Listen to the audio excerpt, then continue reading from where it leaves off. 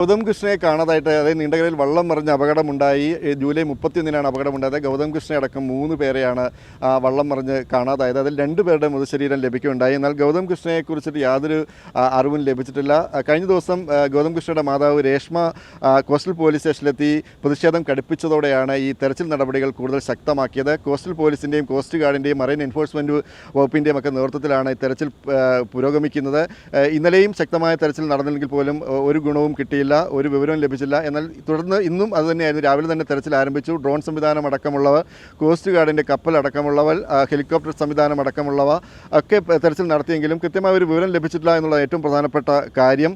എന്നാൽ രേഷ്മ, അതായത് ഗൗതം കൃഷ്ണയുടെ മാതാവ് ആവശ്യപ്പെട്ടത് കേന്ദ്രമന്ത്രി സുരേഷ് ഗോപിയോടാണ് ഈ നേവിയുടെ സഹായം, കേന്ദ്ര സഹായം വേണം ഈ തെരച്ചിലിന്, എന്നാൽ മാത്രമേ ഒരു കൃത്യമായ വിവരം ലഭിക്കൂ എന്നുള്ളതാണ് ഇന്ന് രേഷ്മ ദൂരദർശൻ വാർത്തകളോട് പങ്കുവച്ചത്. എന്തായാലും തെരച്ചിൽ ഇന്ന് പുനരാരംഭിച്ചെങ്കിൽ പോലും കൃത്യമായ വിവരങ്ങളൊന്നും ലഭിച്ചില്ല.